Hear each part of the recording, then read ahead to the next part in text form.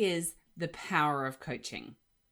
And what difference can it make to psychological well-being, energy, and resilience? I'm Dr. Rebecca Newton, organizational psychologist, master practitioner, coach, and mentor with the EMCC, CEO of coaching and leadership development consultancy CoachAdviser, and senior visiting fellow at the London School of Economics and Political Science in the Department of Management. I look forward to our session on the power of coaching, where together we explore why coaching for leaders is more important than ever. After more than 2 years of uncertainty and increased pressure, professionals are seeking ways to rebuild their strength. Based on findings from the latest empirical research, I share insights on how coaching can make a positive difference and practical examples of how coaching has played a powerful role in client transformation. The goal of this session is to create forums for sharing new ideas, reflection, and peer discussion on fostering psychological well-being, energy, and resilience through coaching. I hope that you can join us. Thank you. Well, thank you very much to Fisher for inviting us to be with you today. It is a great pleasure to be with you. We are very excited that mentoring is so important in China, and we hope to have a good discussion today.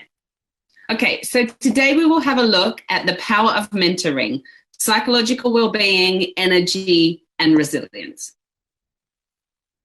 Because we are all involved in mentoring, this is an opportunity for everybody to share. I will share some ideas, and I would like to hear from you as well, from your perspective and your experience. As mentors, it is our commitment to help our clients with their psychological well-being, with their energy and their resilience, particularly now after a very difficult couple of years. So when we are mentoring people, what I would like is for you, everybody here, to have a think of 1 or 2 people that they have mentored where the conversation has focused around their well-being, their energy, or their resilience. So have a think about that. And then what was their goal and how did they describe their feelings or experience? Of course, we will respect the confidentiality and people will stay anonymous. However, please type in the chat some of your client experiences, some of the things that you are hearing that they are challenged with regards to their well-being and energy. You can type in the chat box. Perhaps I need some time to think of that. Yeah, okay. So let's leave this. We will put this as a reflection question for you to take away so that you can think about what are you hearing from your mentees? What are you hearing from them? And just to reflect on how you can support them in your mentoring. Okay, so I will share some things and then I will invite you to share again later on. Okay, now we are going to have a look at the reasons why we have so many challenges right now with well-being, energy, and resilience. Here are some of the reasons why the people who we mentor may be struggling right now. Okay, let's have a look at each of these in turn.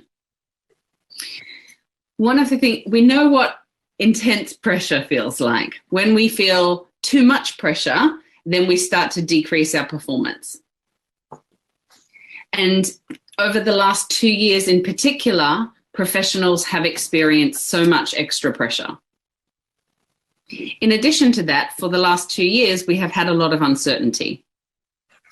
And situations where we don't have certainty, that is energy intensive, it takes away our energy. Some of the research in applied neuroscience suggests that uncertainty acts in our brain like an error message. Error, error, error. So it is very exhausting. It can be very exhausting. And when we are mentoring, people might talk to you about how difficult it is with so much uncertainty and pressure. Another reason that people are feeling drained and de-energized is sometimes needing to show up as okay, even though things are very difficult. This is particularly true for the leaders who we mentor, because leaders have to carry a lot of responsibility and to keep everything going when it has been so difficult to say, it's okay, I'm all right, I can cope, and really they are finding things very difficult. This is important because authenticity is one of the strongest predictors of psychological well-being. A further reason why people are finding things difficult, why our mentees are finding things difficult now, is that they have been unable to play to their strengths. In the last 2 years, we have just had to get things done. We have had to do the work that needed to be done, regardless of whether that gave us energy or not. But strengths are very powerful and they are unique to us. Of all the thousands of people who may watch this video, nobody has the same strengths. Some of the research suggests that the likelihood of anyone having the same strengths as you is 1 in 346,000. And we know that strengths can be catalysts for bringing joy to work, for bringing energy and enjoyment at work. So in our mentoring, we use a profile strength scope in order to help people understand their strengths so that they can rebuild their energy. Okay, and finally, another reason why people are feeling so de-energized and drained right now is perceived social isolation. Over the last 2 years, we have had a lot of changes in the way that people work. And sometimes the people who we are working with, who we are mentoring, they feel alone.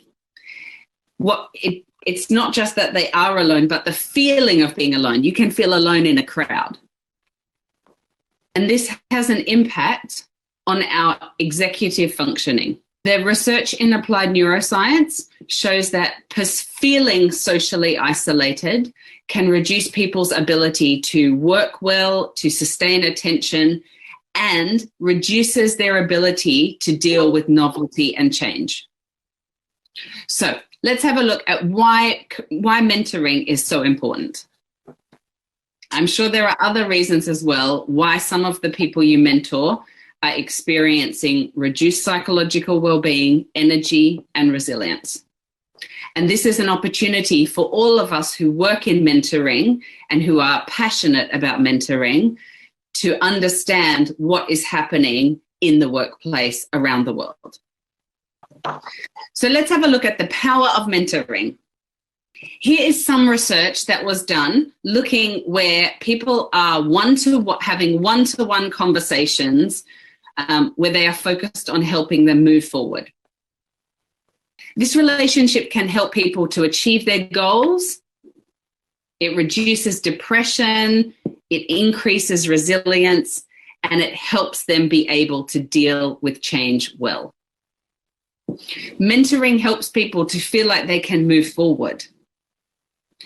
When I am mentoring clients, sometimes they feel like their work, like they are treading water. So they are just very, very busy, but staying in the same place, just trying to stay afloat. In mentoring, our goal is to help people be productive and move forward in a healthy way. The reason mentoring is so important for leaders is that leading other people is associated with first leading themselves well. So if we are mentoring leaders, then that will have a wider impact on the people who they lead and their teams.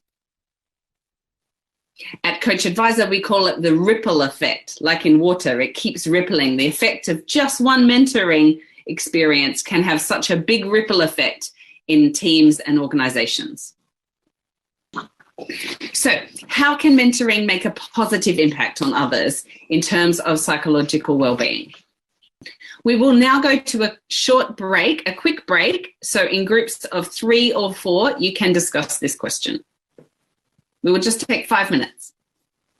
Do the breakouts? Yes, thank you. So maybe Wendy or Chris, you will share with us as a start. We'd like to hear from each of the groups what you talked about. How can mentoring or coaching mentoring? Chris, you asked about is it mentoring or coaching mentoring? What I'm talking about is closer to coaching mentoring, where we are giving people space, we're asking good questions, helping them to find a way forward, to set their goals. Sorry, Icy, I forgot to pause for translation. So I invite you to share. Maybe Chris or Wendy, you'll start. Can you share with us what you feel is the power of coaching, mentoring in psychological well-being? So before I answer, can I confirm with Chris? I will mention part of relationship and I will talk about awareness. Is that okay? So for me, I think psychological well-being and when we do mentor or coaching is we are facing this person and we build a new relationship. And through this supportive and the space we build for this mentee or coachee, made him or her feel that he or she can be okay, can confess his difficulties, can share about her real deep emotions and frustrations. It's like a support, I think. Yes. Open. I can translate myself. Are you familiar with, maybe Icy, you just want to say that? Yeah. One of the important things that we create is psychological safety. A space where people feel that they can share their ideas, their thinking, their feeling without worrying about being judged. And if you are interested in psychological safety, I recommend Amy Edmondson's book. She's from Harvard Business School and has a book called The Fearless Organization. Thank you, Icy. Okay, let's hear from, thank you for sharing, Wendy, in the name in Chinese. And so can I please invite somebody else to share from a different group? And yes, the result of the discussion in my group is that we think there are 2 points for the importance of mentoring in psychological well-being of mentees. First, the mentor can help the mentees discover their self-values and help them develop a sense of achievement. And second, the mentor can show empathy with the mentee, and the mentor can find the common topics so that to help the mentee to relieve their pressure and show encouragement and support, so that we can bring more well-being to the mentees. Yes, excellent. Thank you. Thank you, Danny. Thank you. Is there one more group who would like to share? This is a group 4, Jack and I, and there's another friend. We did basically summarize what we discussed. The first thing is in the either mentoring or coaching, we need to inspire the client to really to recognize they are capable of being there, or they were there already, and sometimes they forget. And yes. The second point is that each individual is unique. We need to follow their flow, working on it. And thank you, Michelle. Would anybody else like to share before we move on?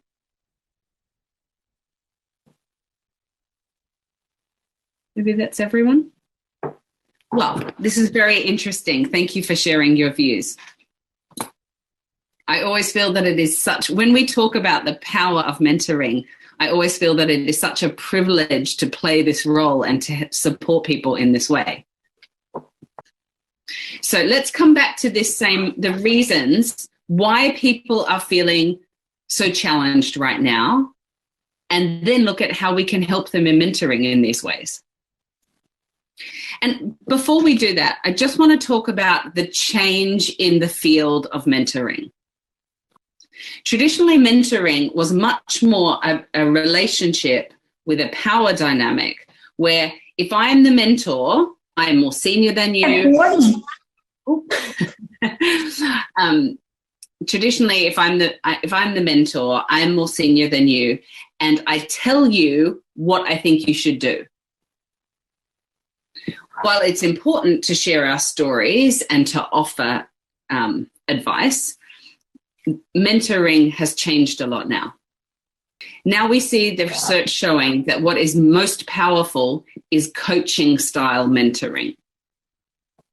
What this means is that instead of just telling my mentee what to do, maybe I will pretend with Wendy. Is that okay, Wendy? I pretend that I'm mentoring you. So I will act as a mentee? Yeah, okay. As a mentee. So you're the mentee and I'm the mentor, right? Okay. So if I'm mentoring Wendy is my mentee, I'm the mentor. In the past, I would be telling her, she would come to me with a problem and I say, Wendy, this is what you should do. I have been in this situation before and this is what I did. And then I think you should do this and this and this. Nowadays, modern mentoring is much more mentee-led. So I have a belief that Wendy is creative, resourceful, whole, that she is able to find a way forward. So I want to understand not just what is Wendy's challenge, but also what is Wendy's goals and what matters to her, what are her values and what's important. And instead of just telling her what to do, I'm using powerful questions to help her to find a way forward. Once I use this coaching mentoring, then if it's appropriate, I can still share my stories to help her.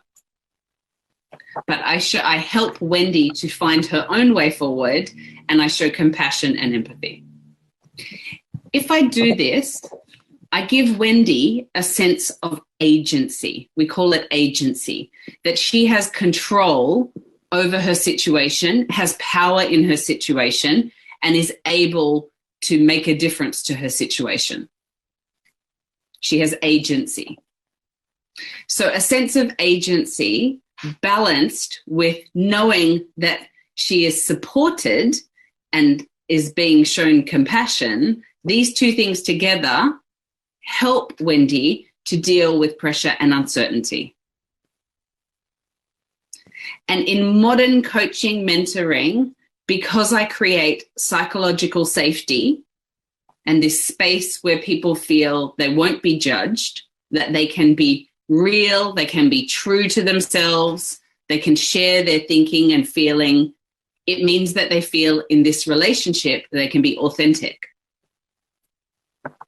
And Danny mentioned, when we were discussing, Danny mentioned self-value and achievement. We can help people realize they have self-value and they are able to achieve. We're also able to help our mentees to identify their strengths, the unique things that give them energy. A great question that you can use in mentoring is to ask people, think of 2 times in the last few months when you were really energized at work. So we can support you with profiles if you'd like to do that for strengths for your mentees, but also you can ask them the questions. Think about what brings you energy at work. What are your strengths at work? Not just what can you do well, not just skills, but what gives you energy at work, and help people to identify that in mentoring. And then we help our mentees to work out how they can use their strengths at work more. How can they introduce more of their strengths into their work? So, for example, some of my clients are very energized by strategic thinking, but they are so busy and there are so many demands on their time that they feel they don't have any space in their diary to do strategic thinking. They are just working, doing, emails, meetings, no space for anything else. And so in mentoring, we look at ways to reshape the rhythm of their work. So maybe, for example, they just create 1 hour once a week for strategic thinking, or half an hour every day for strategic thinking. And that gives them so much energy for all the rest of their work that they need to do. Or if somebody is very energized by developing others, then we look at how they can have more opportunities to develop the people and teams around them. So you can reach out to me if I can support you with this. But I think strengths-based mentoring is very powerful. And then the other way that we can support people with their well-being, energy, and resilience is through reducing a sense of social isolation. In the EMCC, we have a very clear code of ethics about how we work with our coaching and mentoring clients. And within that, we can create a strong relationship, a strong, healthy mentor-mentee relationship or coach-coachee relationship where people feel connected. Never underestimate the power that you have as a mentor in helping people to feel heard and to be seen and to feel connected. And we can encourage them in creating meaningful connections at work as well. So I mentioned before that authenticity is one of the strongest predictors of well-being, and that in the mentoring relationship, we are able to create space for people to feel that they can be authentic. For people to feel that they can be authentic at work, we need 4 key components. So this is my summary. These 4 points are my summary of the work and research in authenticity. 对在工作中表现出真实状态的一些研究，然后得出来的4个结论。Any questions, Icy, or shall I continue? Rebecca? Yes, hello. Can you put more words on the balance processing? I'm a little confused about it. To give you example to explain. Yeah, absolutely. So balance processing means that people feel that they are able to weigh up the different elements of a decision, that they are able to weigh it up rationally, the positive, the negative decisions, aspects, and then analyze it before they make their final decisions. So they don't feel that they have to be too rushed, but they also feel that they're not being pressured into one decision. So let me give you an example. So Kathy, I'm going to use you as an example. My colleague Kathy is a wonderful coach and mentor with the EMCC, and she works with me in CoachAdviser. Now, as the CEO of CoachAdviser, I want to create an environment where all of our team, including Kathy, feel that they can be authentic. Now, Kathy is responsible for all of our coaching and mentoring team. We have a big global team of coaches and mentors, and she oversees that team. So this plays to her strengths because she is very good at relationship building. So she enjoys this role. So it plays to her strengths and her awareness. She has relational orientation because we have an environment where people feel they can be open and they can share. We create psychological safety, and she creates this with the teams of coaches and mentors. So she has relational orientation down the bottom. I hope that Kathy would say it fits her moral perspective, that we have the same, the company and the team, we have shared values about what is important. So she has internalized moral perspective. So does she have balance processing? If I say to her, Kathy, I want you to grow our global team of coaches and mentors, but then I don't let her make the decision. So I still say, if she says, we should go with these people, this region is important, this is what I want to do. And I say, no, I want you just to do this.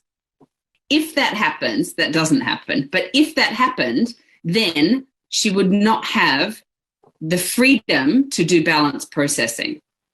So you can see how the difference when we're mentoring in the past, when we just kept telling people what to do, we weren't giving them a choice to weigh up the pros and cons for themselves and of situations. We weren't enabling balance processing. Now, as leaders and as mentors, we need to create an environment where people are able to weigh up the options and come to the decisions for themselves, engaging in balance processing. Does that answer the question, Wendy? This pretty makes sense. Thank you. Great. So it's a real opportunity that we have in mentoring to create all of these 4 components for our mentees. And Michelle, thank you for your question in the chat about the changes in mentoring. And so I've asked Kathy is going to share 2 of my articles on coaching and mentoring and why they're important from Forbes. So you can see those resources. Let me share with you one example of a client that I had recently. Now, I was, excuse me? Oh, so how can I say this? I was asked to be his coach and his mentor, a senior leader in a professional services firm in London. And he's responsible for a big part of the business, and everybody thought he's doing well and he's okay. And he says to me, Rebecca, I'm nearly facing burnout. I'm not coping. It's not okay. And I'm sure that you as mentors will also experience that sometimes people disclose things to you that they're not talking to anyone else about. And so one of the things that we decided, we talked about his strengths and his energizers. We talked about his, the pressure and how he could handle the pressure of the role.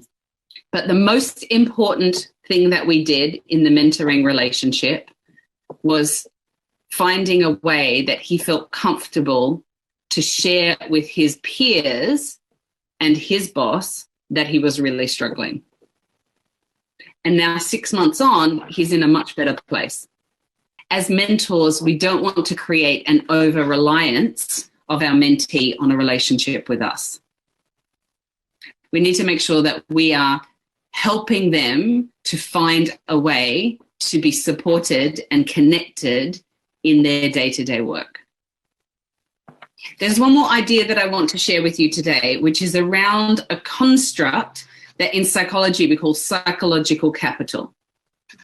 So psychological capital is a resource that we have when we have all 4 components of these things. And maybe while I go through this, you can just think about yourself as a mentor. Right now, do you have good psychological capital?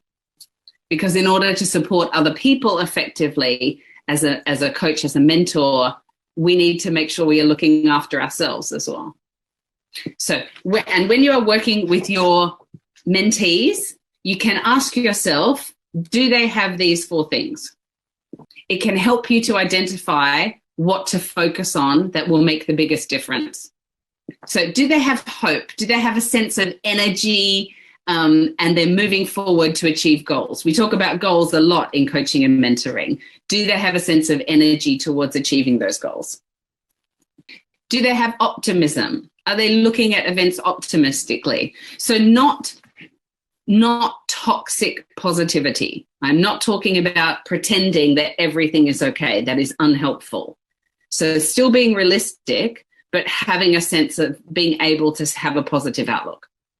Optimism is being able to look at a situation and identify what is good, what is positive, but it's not about pretending that everything is okay all the time. Then there's self-efficacy. Self-efficacy, we often think of as confidence, right? But it's self-efficacy is the psychological term. It's feeling that we have the ability to achieve difficult and meaningful goals. And then the last component of psychological capital is resilience. Resilience is the ability to bounce back from difficulty and challenge. It's important to know that resilience is about how we come back from challenges. It's not that we never experience challenges. So to make sure our mentees know it's okay that things can be difficult. What matters is, do we have good strategies for how we come back from those difficult things? If someone has all 4 of these components, then we say they have a strong psychological capital. Psychological capital is not fixed. It's not, we don't say, oh, one person has low psychological capital and another person has a high one. It's not fixed. So as mentors, we have the ability to help people to increase their psychological capital. Now, The reason this matters is that psychological capital is shown in the research to be positively related to job satisfaction, so people feel more satisfied with their work, their physical health, and their psychological well-being, and it's negatively related to job stress and anxiety. Do you know what? I don't think we'll do this because we don't have much time, but I want you to think about, in mentoring or in coaching mentoring, how can you help people to build their psychological capital? All right. So we will do this as a takeaway instead, to think about how can you help people to build their psychological capital, your mentees. Okay. So we will pause now for questions. What I encourage you to do is you can share your favorite books. If you have books on coaching, mentoring that you love, you can share those in the chat so that everyone can see them. Have a think about the questions and what people shared. We're going to save the chat and send that to you. And also you will get a copy of the recording. Thank you. And maybe, Kathy, you can put your email in the chat in case anyone on this call has any questions or wants to connect, to reach out. So please reach out to us if you have any follow-up questions. I would like to finish by talking about some interesting research that shows the impact that coaching or mentoring has on us. It's based on the work of Richard Boyatzis and his colleagues. Excuse me, his name? His name is Professor Richard Boyatzis and colleagues. He's a professor at Case Western Reserve in America. And what they found, so they looked at, we spend a lot of time thinking about what impact does coaching and mentoring have on the person being coached and mentored, the coachees and mentors. We spend a lot of time thinking about that, right? And rightly so, it has a positive impact. In this research, they had a look at the impact on us, all of us on this call, and all of those of you listening who are coaches and mentors. They call it coaching with compassion. When you spend time with somebody one-to-one, focusing on their goals and helping them move forward.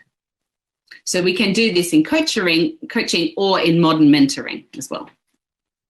What happens is that they had a look at what they call power stress, the stress that comes with the responsibility of leading people. And what they found is that when someone is engaging in this coaching or mentoring with compassion, there are physiological changes and psychological changes in our body. And the changes that happen in your body when you're coaching or mentoring are the things that mitigate, they work against power stress. So one of the best things that we can do for our own energy and psychological well-being and resilience is to keep coaching and mentoring with compassion. So you have a powerful, positive influence on the people that you mentor, and also it will have a powerful, positive influence on yourself. So I will stay on now for a few minutes. We will open it up for questions, but for anybody who has to leave, I want to thank you for joining us today. It has been a real privilege to spend time with you. I wish you all the very best in your coaching and mentoring, and I hope to connect with you again soon. And I'd like to thank EMCC China and Fisher U and IC for hosting us today. So we conclude here, but I will stay on for a few minutes if anybody would like to ask any questions. Thank you. Thank you. you. I have a question about the internal moral perspective. It's the third component about it's about the internal moral perspective. And my question is that the internal moral perspective, perhaps it can be inconsistent with the social positive energy, because the self well-being can be short, and perhaps it is difficult for us to build a authentic and long-term well-being in the long term. Yes, sorry. So just to understand the question is, if we have a conflict between our internal moral perspective and the environment we're in, the organization or the... Because when he's showing his authenticity, he or she cares about him or herself, and perhaps it is hard for him or her to transform his internal things into something positive, and perhaps it is difficult for him or her to fully show his authenticity in such an environment, social environment. Yes, so it can be difficult to feel when it comes to internalized moral perspective. This is about your own sense, your own kind of compass of what you think is right and wrong, what you value. And so for mentees, we can see real difficulty when they feel that they don't fit in that environment. Their values don't align with the social environment that they're in. It can be, it's okay to have a different perspective. If you value different things, that's okay, so long as there is respect for both approaches and for both sets of values, that it's a psychologically safe space where people are respected for their different views. But if your mentee feels that they have to pretend and they have to hide their real values and they need to pretend like they're someone else, then over time it has a very negative impact on their psychological well-being. Great question, Danny. Thank you.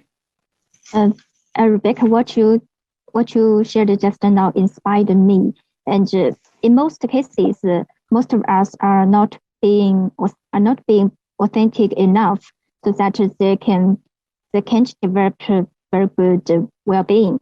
And I want to share a case about the interaction with elderly people, because perhaps based on their past experiences, they are reluctant. They will not share their true thoughts with you. And I wonder if there is a way to guide such elderly people to share their authentic thoughts, because their thoughts perhaps are stubborn, and it's difficult to change their mind, because they have some needs that can be not true. And in this case is different from the situation with mentee. Yes. So one thing I would recommend is Carol Dweck's work on mindset. So Kathy, if you can put it in the chat, which shows that people grow and change and can grow and change. So I encourage you to look at that work. Do you want to just quickly say that, Icy, and then I'll answer the question? It's about a mindset. It's about a book. Yeah, it's Carol Dweck is a professor at Stanford. It's a very good book on changing your mindset. What I would say is that in a mentoring relationship or coaching mentoring relationship, what really matters is the way we set that up, right? The contracting, not like paper contracting, the setup of the relationship. So, when we do at CoachAdviser, we run coaching and mentoring accreditation courses for the EMCC. And one thing, we spend a long time talking about how to set up the relationship. And I think the most important thing is that they know the code of conduct, the EMCC code of conduct, and that you are operating with full confidentiality. That the mentoring and the coach mentoring relationship is different to a normal relationship. It is different to a normal conversation. It is a closed conversation where people can trust that what they share will not be shared with anyone else. It is confidential. So, of course, there are ethical considerations that we need to take into account, but assuming everything is okay ethically, then, and legally, that they share with us, then nobody else will know. And this helps to create a space where they don't feel they will be judged, so then they can be open and they can share more honestly what they really think and feel. For some people that I work with, more, elderly people and just some professionals in general, they have never had this kind of relationship before. So they have spent a lifetime at work having to put on a mask, like a like a mask, right? They feel they have to wear a certain mask, show up a certain way, and this is the first time in a work context that they learn they can just be themselves. So when I set up the relationship, I'm very explicit about that. I say, I'm not here to judge you. I'm not here to tell you what is the right way of thinking or the wrong way of thinking. I'm here to support you and encourage you and help you find a way forward. And this will work best if you feel that you can be open. And I will treat this with confidentiality. Thank you, Catherine. Good question. Thank you. Really, really helpful. Yeah. Thank you. Thank you. Okay, last question. Michelle, hello. Yeah, thank you. I have a quick one. The definition of, based on today's session, I learned that a mentoring definition is a little bit merged with coaching already. The only difference, what I can tell from a definition perspective, is mentoring still can tell the mentor's story or experience in a certain field. But coaching is just curiosity. You don't know, you just ask. Yes, I might summarize. Yeah, and what really matters is the way that you set up the relationship with the client, with the mentee. So that they understand how you operate. So it's why our business is called CoachAdviser, because yes, we are curious and we facilitate and support people, but also we offer, we're consultants in leadership and teams. And so we offer advice and expertise on these things as well, mixed into the relationship. The difference with mentoring is that I think mentoring, the best mentoring is done from a place of curiosity, which in the past it wasn't. But now mentoring is still built around the principles of coaching and curiosity and support. And in order to help people achieve their goals, you as the mentor may share stories or insights that you've had in your own journey for the purpose of supporting your mentee with their journey. Yeah, it's very helpful. In the past, people would just tell their stories and tell people what to do, but it wasn't about that. It wasn't mentee led. It wasn't focused on the goals of the mentee. It was focused on what they wanted to happen. Now, I think, new mentoring is really based on the principles of coaching and curiosity and facilitation, but we can still offer and share our ideas and our expertise. It's a great way of passing on knowledge and passing on experience. It's very powerful, but it is all in service of helping the mentee achieve their goals. Yeah, thank you so much. It's very helpful. We are in the process in the company to evolving some mentoring program today, but today's session is really helpful. Appreciate it. Thank you. Great to meet you, Michelle. Thank you. Okay, everybody. I didn't let you translate.